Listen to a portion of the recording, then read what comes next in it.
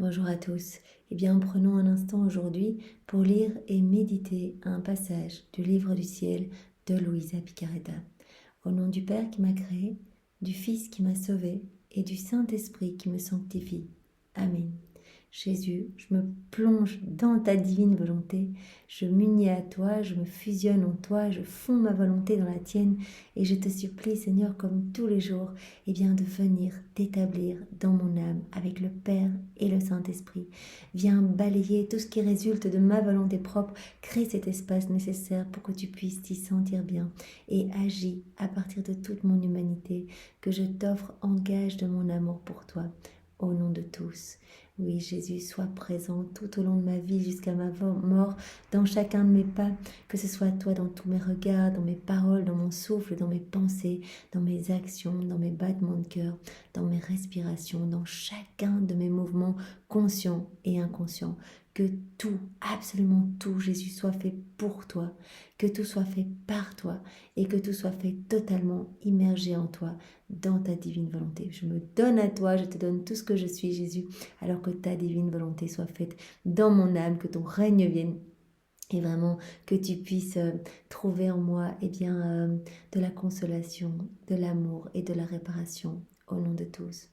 Jésus, maintenant, je te supplie de venir disposer nos cœurs, nos intelligences, pour que nous puissions recevoir ce nouvel enseignement que tu nous donnes pour nous élever en sainteté, pour nous donner ta sainteté divine, pour que nous désirions ardemment cette vie en union avec toi, que rien ne se perde et que ces mots qui sont tellement importants, chacun de ces mots que tu as bénis, qui sont comme une partie de toi, puisse opérer en nous, puisse se diffuser dans toutes nos cellules et puisse fructifier pour ta gloire, que nos vies portent de beaux fruits, pour ta gloire, celle de ton Père et celle de l'Esprit Saint. Parle maintenant à travers ma bouche, envoie-moi ton Saint-Esprit, que je reste toujours unie à toi dans ta vérité et que ce moment, fait par toi, devienne divin, éternel et qu'il puisse te ramener tous tes enfants, qu'il puisse y avoir des conversions à l'appel, des sanctifications des âmes purifiées au purgatoire, etc. C'est vraiment ce que nous te demandons, Seigneur. Alors utilise tout ce que nous sommes et utilise particulièrement ce moment pour aller toucher les cœurs. Alors le passage que nous allons méditer, toujours dans le volume 16, est celui du 8 février 1924. C'est Luisa qui parle. Je me fondais totalement dans la sainte volonté divine et comme la plus petite de toutes les créatures, je me plaçais à la tête de toutes les générations, remontant même au temps avant la création d'Adam et Ève, de telle manière que, avant qu'ils aient péché, je puisse faire réparation à la divine majesté. Étant donné que dans la divine volonté, il n'y a ni passé ni futur, tout y étant présent, et aussi de telle manière que, étant toute petite, je puisse m'approcher de la divine majesté pour plaider devant elle et faire mes petits actes en sa volonté, pour en couvrir tous les actes des créatures et être ainsi capable de lier la volonté humaine à la divine volonté pour qu'elle ne fasse qu'un. C'est une très longue phrase, mais où Luisa nous explique elle se place, elle se plonge dans la divine volonté, elle le fait tout le temps, elle fait ses rondes, elle se plonge en Jésus, dans ce grand bain de l'amour de Jésus, de sa lumière, de ses grâces, de ses bénédictions, de ses mérites, de son sang, de sa divinité, de sa volonté, de son humanité. Elle s'immerge dedans. Et vraiment, elle va commencer ses petites tournées pour réparer, pour apporter l'amour et la gloire que les hommes ne donnent pas. Elle remonte même avant la création pour compenser déjà la faute d'Adam, le péché originel. Donc elle se place à la tête de toutes les générations pour que sa bouche soit comme le haut-parleur de toute l'humanité entière, de tous les hommes de tous les temps. Elle dit dans la divine volonté, tout est un éternel présent, donc je peux aller n'importe où. Il y a tous les moments qui sont regroupés et donc je peux apporter satisfaction, honneur, louange au nom de tous les hommes qui n'aiment pas le Seigneur, de tous ceux qui se ferment, qui sont froids, indifférents et qui offensent en étant en rupture avec la divine volonté. Leur volonté humaine en rupture avec la divine volonté. Donc Luisa, elle s'offre comme cette âme réparatrice, expiatrice des péchés des hommes, et donc elle répare continuellement. Elle se place donc à la tête de toutes les générations. Cependant, vu mon anéantissement, ma misère et mon extrême petitesse, je me suis dit, au lieu de me placer à la tête de tous dans la très sainte volonté, je devrais plutôt me placer derrière tout le monde, même derrière le dernier homme à venir. En effet, puisque je suis la plus abjecte et la plus misérable de toutes les créatures, eh bien c'est la dernière place qui me convient. C'est-à-dire en fait, c'est peut-être un petit peu orgueilleux de ma part d'être la porte-parole de toute l'humanité et de réparer au nom de tous, etc. En fait, moi, ma place qui me reviendrait, ce serait plutôt la dernière place, puisque vraiment je suis la plus méchante de toutes.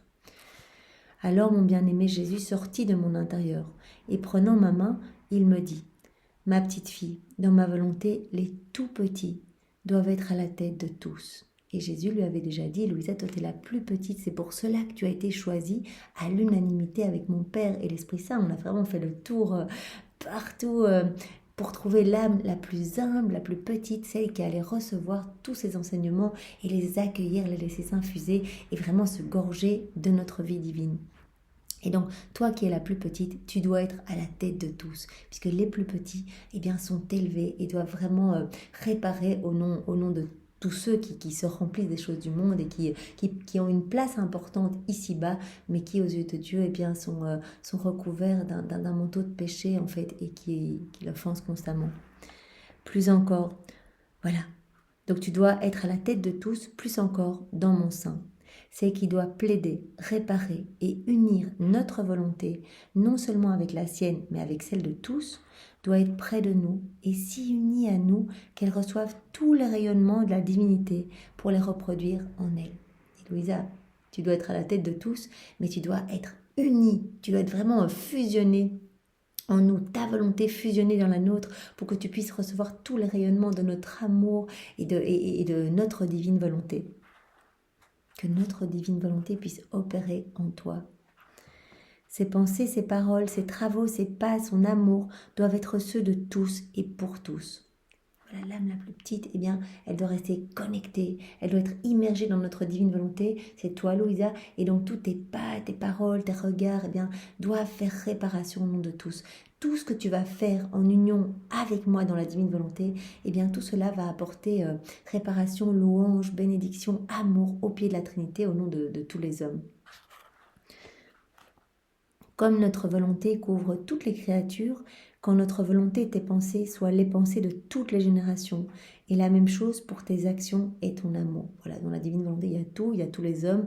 Eh bien, Louisa, en se plongeant dans la divine volonté, elle peut compenser toutes les paroles mauvaises, tous les regards déconnectés qui se plongent dans les choses du monde. Chaque fois qu'on s'est plongé dans des conversations futiles, à chaque fois que nos pas ne servent qu'à marcher à des fins mauvaises, nos mains à ne faire que des choses mauvaises, etc. Eh bien, Louisa, elle répare, elle reconnecte la volonté humaine avec la divine volonté. Ce qu'a fait Jésus lors de son passage sur la terre. Et cela lui a coûté toutes ses souffrances, comme nous l'avions vu dans différents passages. Que dans la puissance de notre volonté, tes pensées, tes actions et ton amour deviennent ainsi des antidotes, des défenseurs, des amoureux, des opérateurs.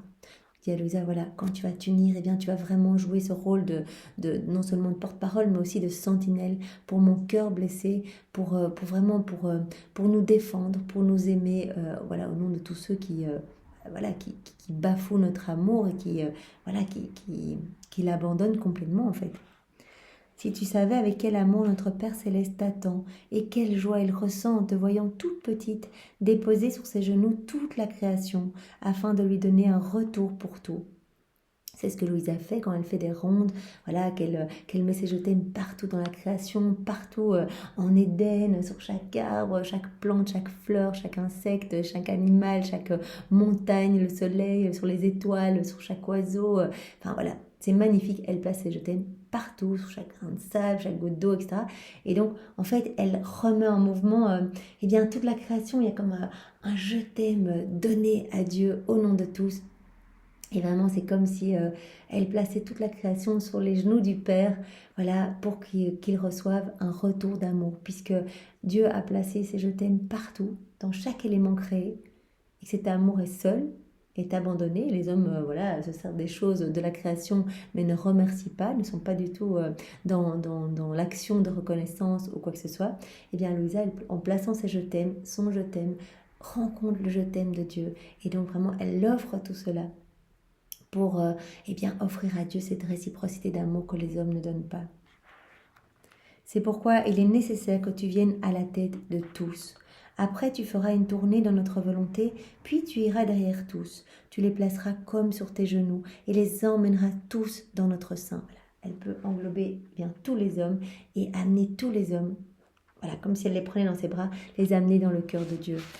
Et nous, en les voyant couverts de tes actes faits dans notre volonté, donc les actes des hommes vont être tous couverts, recouverts, compensés par les actes faits par Louisa dans la divine volonté, et bien quand Dieu va voir tous ces actes qui ont été compensés comme nettoyés, et bien nous les accueillerons. En fait, c'est vraiment le terme réparer, ce sont des actes qui sont réparés, donc dès qu'elle voit quelque chose de mauvais, hop, elle le plonge dans la divine volonté, et l'intention suffit, et elle refait cet acte, et elle l'offre beau au Père. Et le Père, voyant que tous ces actes sont magnifiés, divinisés, et vraiment lui apporte de la gloire, eh bien, nous accueillerons tous les hommes avec plus d'amour et nous serons plus disposés à lier notre volonté avec celle des créatures, afin que notre volonté retrouve sa pleine domination dans l'homme. Donc voilà, à force de voir tous ces actes réparés, eh bien, cela apaise la justice divine et Dieu, voilà, est amené à donner toujours plus de grâce, toujours plus de bénédiction et à faire descendre son royaume de la divine volonté sur la terre. Au plus on va le demander, au plus on va faire des actes de réparation, au plus eh bien, le règne de Dieu va pouvoir s'établir dans tous les cœurs et donc ça va être magnifique. Donc courage, les tout petits se perdent dans la foule et c'est la raison pour laquelle tu dois aller de l'avant afin de remplir la mission qui t'est confiée dans notre volonté. Donc c'est vraiment une mission qui est propre à Louisa et à toutes les âmes voilà, qui vivent dans la divine volonté puisque elle c'est notre chef de file, donc on doit observer ce qu'elle fait et on doit faire comme elle. Donc on doit faire des actes de réparation, de compensation, on doit faire des prières au nom de tous, on doit aimer au nom de tous, demander pardon au nom de tous. Voilà, tout ce qu'on peut faire, toutes ces rondes, eh bien on s'inspire de ce que fait Louisa et on le fait également. Donc on dit voilà, c'est une mission que nous t'avons confiée. Dans notre volonté, les tout petits n'ont pas de pensée pour eux-mêmes, ils n'ont pas non plus de choses personnelles, mais ils ont tout en commun avec le Père Céleste. C'est magnifique parce que voilà, le Seigneur nous l'a déjà dit dans plusieurs passages. Voilà, quand on s'abandonne entre ses bras, eh bien, il va venir nous dépouiller des choses du monde, nous dépouiller voilà, de peut-être notre réseau social qui est peut-être un petit peu toxique pour nous, ou qui nous empêche vraiment cette union sanctifiante. Et donc, il va nous donner cette grâce de ne voir que lui, de ne penser qu'à lui. Et c'est ça que Jésus dit à Louisa. Voilà, en fait, nous donnons ce dépouillement. Quand l'âme décide de s'abandonner, de vivre dans la divine volonté, eh bien, nous donnons ce dépouillement à l'âme. Nous retirons tout ce qu'il y a d'humain. Vous imaginez, tout cela est retiré de notre cœur et Jésus eh bien, peut vraiment établir sa lumière, sa force, sa puissance, ses grâces, voilà, ses attributs divins, son royaume, son trône, tout dans notre âme. Et donc, qu'est-ce qui va se passer? C'est que l'âme qui va être dépouillée, voilà, qui est nettoyée vraiment par les mains divines de Jésus, eh bien, va vraiment être de plus en plus remplie de divin et elle ne pensera plus qu'à Jésus. Et donc la seule mission de cette âme va être petit à petit eh bien de consoler Jésus, de le glorifier, de réparer au nom de tous. Il n'y a plus d'intérêt personnel. Au plus on va avancer dans la divine volonté, au plus les choses du monde vont vraiment s'effacer. Et notre seul objectif, notre seule envie, cela va être vraiment d'aimer Jésus. On va aller à la messe, plus pour nous, pour retrouver des forces, de la force, voilà, pour recevoir des cadeaux, etc. Mais on va y aller pour consoler Jésus, pour toutes les offenses qu'il reçoit dans l'Eucharistie, pour toutes les prières mal faites, pour voilà, toutes les personnes qui sortent de la messe voilà, en se replongeant directement dans les choses du monde alors qu'elles ont été confrontées aux choses les plus saintes, pour les personnes qui sont ailleurs et qui pensent à autre chose pendant ce moment tellement beau où Jésus se donne. Voilà, par exemple, la messe, mais ça peut être voilà, pour tout. Eh bien, au plus on va s'abandonner entre les mains de Jésus, au plus il va nous appeler à ne penser qu'à lui et à ne le consoler que lui en fait. Plus s'apitoyer sur nous-mêmes, sur nos petits péchés, etc., sur les personnes qu'on va confier dans nos prières, etc. Mais nos prières vont devenir beaucoup plus larges, beaucoup plus universelles, parce que c'est Jésus qui va s'inviter à prier en nous. Et donc Jésus, il ne prie pas pour une personne en particulier, il désire le salut de toutes les âmes. Et donc, en priant en nous, eh bien, Jésus va nous faire demander eh bien, voilà, réparation pour tous, va nous faire louer au nom de tous, aimer au nom de tous, etc. Et Jésus le dit encore à Louisa, voilà, ces âmes, en fait, elles ont tout en commun. Elles ont tout en commun avec la Trinité, en fait, puisque dans la divine volonté, il y a tout. De la même manière que tous jouissent du soleil lorsqu'ils sont sous sa lumière, puisqu'il a été créé par Dieu pour le bien de tous jouissent aussi des actions accomplies par la petite fille de notre volonté, qui, plus que le soleil, rayonne sur tous pour que le soleil de l'éternelle volonté se manifeste de nouveau, conformément au but pour lequel toutes les générations ont été créées. Voilà, comme le soleil, si on se place en dessous, on va pouvoir bénéficier de sa chaleur, de sa lumière, etc.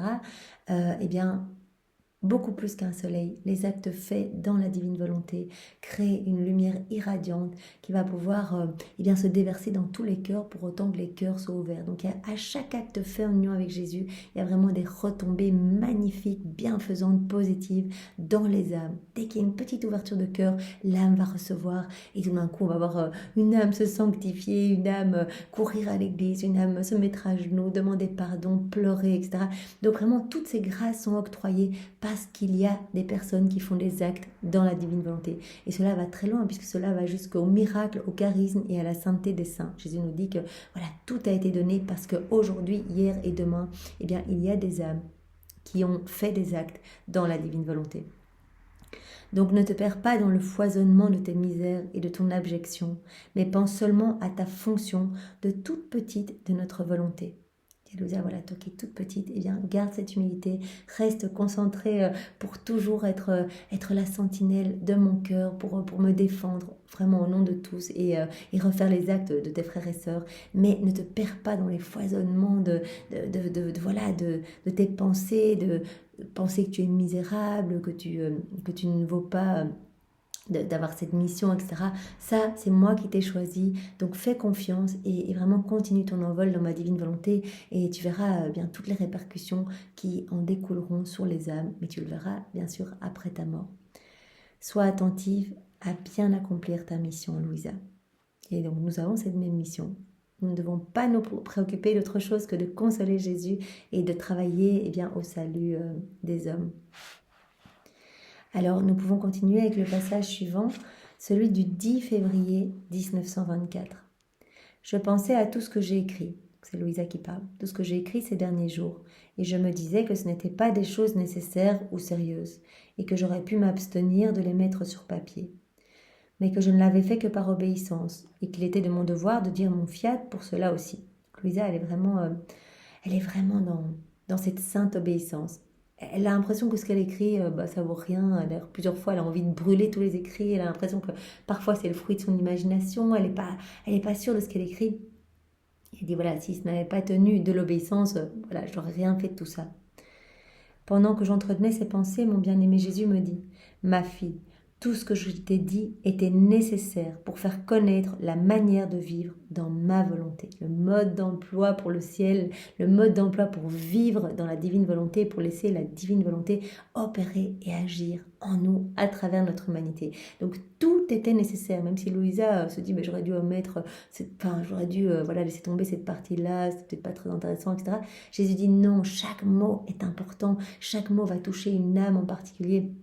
Jésus, lui, voit qui va être touché par quel passage et il se rend bien compte qu'il va y avoir des sanctifications magnifiques, des âmes qui vont être divinisées parce qu'elles vont se plonger dans ces connaissances et qu'elles vont recevoir ces vies divines en elles. Chaque vérité est une vie divine, chaque petit passage c'est une vie divine qui croit en nous. Donc c'est absolument magnifique. Et donc il dit, mais tout ce que je t'ai dit, absolument tout, était nécessaire. Donc même nous, quand on a l'impression que voilà, c'est peut-être un peu répétitif, qu'on a compris l'idée globale, eh bien non, chaque passage vient travailler un peu plus profondément notre âme. Et donc c'est magnifique, on laisse plus de place à Jésus dans notre cœur et on lui donne l'autorisation vraiment de nous dépouiller, de nous décaper de nos mauvaises choses, de nos mauvais comportements et de vraiment d'agir à partir de ce que nous sommes.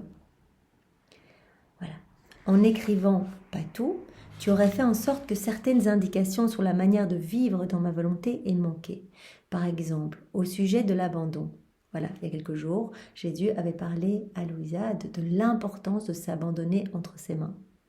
C'est un sujet qui est nécessaire. Au sujet de l'abandon à la vie dans ma volonté, si l'âme ne vivait pas complètement abandonnée en ma volonté, elle serait comme quelqu'un qui vivait dans un somptueux palais, mais qui passerait son temps soit à regarder par les fenêtres, soit à sortir sur les balcons, soit à descendre à la porte principale. Ainsi, ce ne serait que rarement et rapidement qu'il traverserait certaines salles, et par conséquent, il saurait peu de choses sur la manière d'y vivre et d'y agir, sur les biens qui s'y trouvent, sur ce qu'il pourrait y prendre ou y laisser. En conséquence, il n'aimerait pas le palais comme il le devrait, ne l'estimerait pas à sa juste valeur. Voilà. Si Louisa, il y a quelques jours, Louisa avait reçu cet enseignement sur l'abandon, elle dit, mais est-ce que je dois encore dire ça? Et Jésus dit, mais c'est absolument nécessaire, il faut que les âmes comprennent à quel point cet abandon est primordial pour recevoir toute la vie divine en elles, pour recevoir vraiment tous les bienfaits que je veux leur donner, toutes ces grâces qui sont vraiment dans ma divine volonté. Je veux tout donner, mais cela nécessite l'abandon complet, quelles que soient les situations que les âmes sont appelées à vivre. C'est moi qui suis aux commandes et tout ce que vous vivez, c'est moi qui l'autorise. Absolument tout. Vous imaginez, des situations, on a envie de se débattre tellement on se dit non, c'est pas possible, c'est quoi ici, on a envie de demander au Seigneur de nous libérer de ça. Et bien le Seigneur dit, attends, fais confiance, si j'ai permis cette situation, c'est qu'il y a quelque chose à la clé et je veux travailler quelque chose dans ton âme et voilà, je te donne ma ressemblance par cette souffrance, par exemple. Et donc il dit, c'est très important, l'abandon doit être complet, sinon c'est comme une personne qui vivrait dans un palais magnifique, vraiment qui aurait la possibilité de tout recevoir, vraiment la beauté, le côté tellement luxueux du palais, et qui se plaquerait aux vitres et qui ne traverserait jamais ces belles pièces, qui ne s'assierait jamais sur les beaux canapés, etc., mais qui resterait vraiment uniquement sur le balcon, en fait. Voilà. Et le Seigneur nous appelle à approfondir toutes les connaissances, à nous plonger dans les livres du ciel pour recevoir plus, pour pouvoir vraiment comprendre et désirer et posséder la vie divine. Vraiment. Et laisser la divine volonté agir en nous. On ne peut pas désirer ce qu'on ne connaît pas, et donc ces connaissances sont primordiales. Et donc il faut cet abandon complet. Si on ne s'abandonne pas, eh bien c'est comme si on remet un peu des conditions, des réticences, et c'est comme on recourt sur le balcon.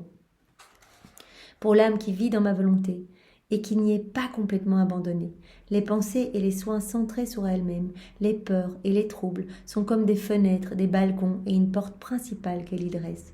Donc voilà, en fait, quand on n'est pas complètement abandonné à la divine volonté, on vient au balcon, on vient aux fenêtres, on reste plaqué contre des murs. Et qu'est-ce que ça représente, ces fenêtres, ces balcons? Eh bien, Jésus le dit, c'est tous les troubles, les peurs, les doutes, etc. Toutes les fois où on est aux prises de questionnement, on se dit, mais finalement, qu'est-ce que c'est que ces livres du ciel, etc. Eh bien, là, il ne peut pas donner. Il ne peut pas donner. Nous-mêmes, on se met dans une situation où on bloque le travail divin en nous. Voilà, par ces fréquentes sorties, et donc c'est comme si on sortait continuellement, à chaque fois qu'on doute, on quitte la divine volonté, on sort, eh bien, elle est amenée à voir et à sentir les misères de la vie humaine, parce que les misères sont sa propriété personnelle, tandis que les richesses de ma volonté sont miennes. L'âme devient plus attachée aux misères qu'aux richesses, puisqu'elle passe plus de temps en dehors de la divine volonté que dans la divine volonté. Donc elle va être super attachée à toutes ces misères, et finalement elle ne connaîtra que la place à la fenêtre ou au balcon. Alors que le Seigneur veut nous donner les merveilles, les richesses, tout en fait. Il veut tout nous donner, tous ses attributs divins, etc. L'âme devient plus attachée aux misères qu'aux richesses, et ainsi, elle ne vient pas à l'amour et ne savoure pas ce qu'est vivre dans ma volonté. Elle ne revient pas au milieu des pièces et elle ne savoure pas ce qu'est la vie dans la divine volonté.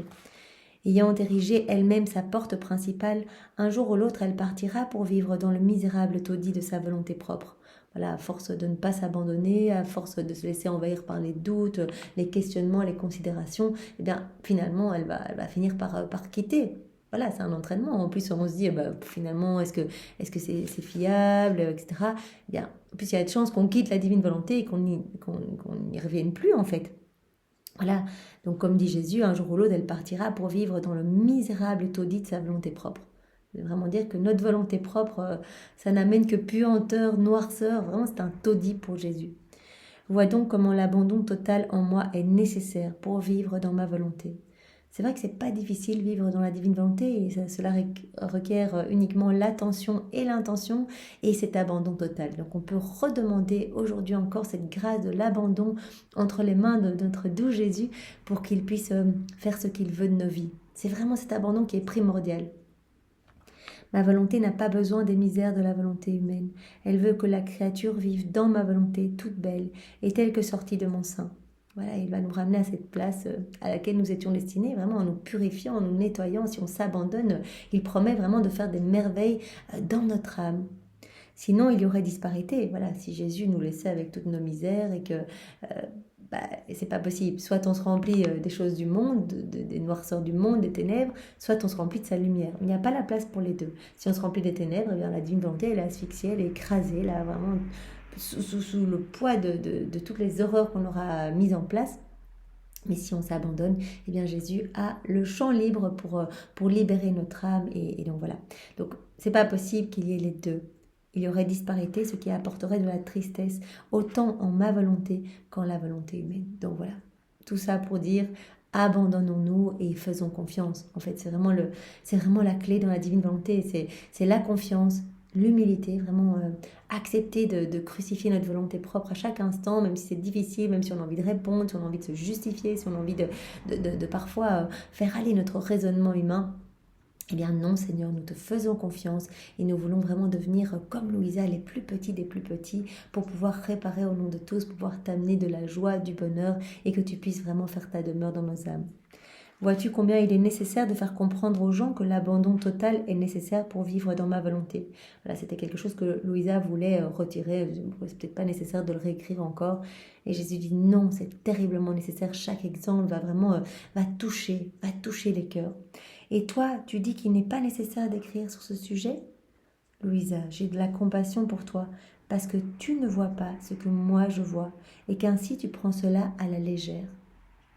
Voilà, donc ce que nous voyons en disant, voilà, oui, je vais peut-être passer ce chapitre-là, j'ai l'impression que j'ai compris vaguement. On ne voit pas ce que Jésus a mis, la lumière qui émane de chacun des mots. Et donc peut-être qu'on prend ça un peu à la légère ou qu'on le lit très rapidement, peut-être voilà, avec un bruit de fond, etc. Jésus nous dit que si on ouvre notre cœur et qu'on prend le temps de digérer l'information, eh bien chaque information va être une semence qui donnera naissance à une béatitude dans le ciel. Cela va réjouir tout le ciel, cela nous amène à vraiment acheminer toujours plus en union avec Jésus. Donc c'est magnifique et même si on ne se rend pas compte, même si on a l'impression que voilà, c'est peut-être, on a envie de considérer ça un peu à la légère, eh bien Jésus dit non, voilà. Dans ma clairvoyance, je vois que ces écrits seront pour mon Église comme un nouveau soleil qui se lèvera en elle. Vous voyez, cette phrase-là, elle me met une joie énorme. Tous ces écrits-ci, qui ne sont pas encore très reconnus, il faut l'avouer, autour de nous, on en parle et très souvent les gens se moquent ou nous prennent pour des illuminés ou que sais-je. Eh bien, Jésus a vu que ces écrits-là allaient être comme un nouveau soleil qui se lèvera au milieu de l'Église. Attirées par sa lumière éblouissante, les créatures s'y laisseront transformer et deviendront spiritualisées et divinisées. Vous imaginez, on se plonge dans les écrits du ciel, donc c'est comme un soleil, Jésus le dit, c'est magnifique. Et toutes les créatures qui se rapprochent et qui se plongent dans ces écrits du ciel, eh bien, deviennent spiritualisées et divinisées. Mais je crois qu'on ne réalise pas bien, divinisées. C'est incroyable. L'Église en sera renouvelée et la face de la terre transformée. L'Église va être renouvelée par ce fiat de la sanctification, par tous ces enseignements sur la vie dans la divine volonté, ces enseignements du livre du ciel. Voilà. Donc nous pouvons nous réjouir de ce moment où les âmes vont s'ouvrir et vont pouvoir accueillir toutes ces vérités magnifiques. La doctrine sur ma volonté est la plus pure et la plus belle, ne souffrant aucune ombre issue de la manière ou des intérêts personnels. Il n'y a rien, comme on l'a vu précédemment dans le passage précédent, dans la divine volonté, l'âme n'agit plus pour elle-même, pour ses petits intérêts personnels, mais elle agit pour rendre gloire à Dieu. Tout est tourné vers Dieu. On ne vit plus que pour consoler Dieu, que pour lui rendre gloire. Voilà, ne s'ouvrant aucune ombre issue de la matière ou des intérêts personnels, tant dans l'ordre naturel que dans l'ordre surnaturel. Comme le soleil, voilà, la doctrine sur ma volonté sera la plus pénétrante, la plus féconde, la plus désirée et la plus appréciée. Magnifique, moi j'ai hâte de voir ce moment. Étant lumière, par elle-même, elle se fera comprendre et fera son chemin. Il y a tellement de lumière que la lumière va toucher les cœurs et va faire son chemin pour vraiment que les âmes décident de laisser Jésus tout faire en elle. Elle ne sera pas sujette au doute, à la suspicion ou à l'erreur. Et si certains mots n'étaient pas compris, ce serait parce que ma volonté dégage trop de lumière qui éclipse l'intellect humain, ne permettant pas aux hommes de comprendre la vérité dans toute son ampleur. Voilà, si parfois on a l'impression qu'on ne comprend pas certains mots, certains passages, c'est parce qu'il y a tellement de lumière qui irradie de chaque vérité, que cette lumière parfois, elle éclipse notre intelligence. On ne comprend pas parce qu'il y a trop de lumière, en fait, c'est trop lumineux. Cependant, ils ne trouveront aucun mot qui ne soit pas vérité. Et ça, Jésus l'avait déjà dit à Louisa dans un autre passage. Il avait dit, mais les hommes vont pouvoir chercher partout, dans tous les livres, voilà, il n'y a rien qui est faux. Il n'y a rien qui est faux dans cette doctrine sur ma divine volonté. Vous pouvez fourrager, tourner ça dans tous les sens. Tout est vérité, tout est magnifié, tout est divin, tout est magnifique. Et donc voilà, c'est magnifique. Cependant, donc ils ne trouveront aucun mot qui ne soit pas vérité. Au plus, ils seront incapables de les comprendre pleinement. Donc au plus, voilà, il y aurait trop de lumière et donc sur certains passages, on ne comprendra pas tout parce que voilà, cette lumière viendra vraiment recouvrir notre intelligence, comme la lumière de la divine volonté recouvre très souvent l'humanité de Jésus. Éclipse l'humanité de Jésus, c'est pour ça que Louisa ne le voit plus. Donc, en regard du bien que je vois, je t'invite à ne rien négliger dans les écrits. Un mot, une expression, une comparaison au sujet de ma volonté peut être comme une rosée bénéfique sur les âmes, comme la rosée est bénéfique pour les plantes après un jour de soleil brûlant, ou comme une pluie abondante après des mois de sécheresse. Donc chaque nouvel exemple touchera différemment une âme, et donc tout est important. Tu ne peux pas comprendre tout le bien, la lumière et la force que contient chaque mot. Chaque mot contient une force divine. Vous imaginez? C'est incroyable. Mais ton Jésus le sait. Et sait à qui ils pourront profiter et le bien qu'ils pourront accomplir. Donc Jésus, il a vu au moment où il a enseigné Louisa, il nous a vu, nous, lire, être complètement charmé par ses écrits, nous laisser remplir par chacun de ses enseignements, nous laisser transformer, mettre en pratique, aimer Jésus chaque jour davantage. Il nous a vus parce que Jésus, voyait au moment où il parlait à Louisa, à qui ces écrits allaient profiter et tout le bien qui allait pouvoir en être retiré. Pendant qu'il me disait cela, il me montra une table au milieu d'une église et tous les écrits sur la divine volonté placés dessus. Plusieurs personnes vénérables entouraient la table et étaient transformées en lumière et divinisées. Donc voilà, il montre cette image à Louisa, tellement beau. Voilà, il montre une table, il y a tous les écrits, tous les livres du ciel sur cette table. Et il y a des personnes qui sont autour, des personnes vénérables, et qui sont complètement transformées par toute la lumière qui sort de ces livres, en fait. Toute cette lumière les divinise ces personnes. Et quand ces personnes marchaient, elles communiquaient cette lumière à quiconque s'approchait d'elles. Non seulement ces personnes, par le simple fait de s'être plongées dans les écrits du ciel, sont remplies de la lumière divine, mais en plus chacun de leurs mouvements, leurs pas, communique cette lumière sur toutes les autres âmes. Donc nous sommes bien dans ces écrits, donc nous nous remplissons tous les jours, à chaque instant, de cette lumière. Et cette lumière peut rejaillir sur tous nos frères et sœurs, dans nos familles, peut venir nettoyer nos arbres généalogiques, etc., dans le passé. C'est magnifique. Ensuite, Jésus ajouta, « Du ciel, tu verras le grand bien de ma volonté, quand l'Église recevra cette nourriture céleste, qui la renforcera et la ressuscitera triomphalement. » Dit à Louisa, tu seras au ciel quand ça se passera, quand tu verras l'Église ressusciter complètement et voilà, que cette lumière va totalement la renforcer et la transformer triomphalement.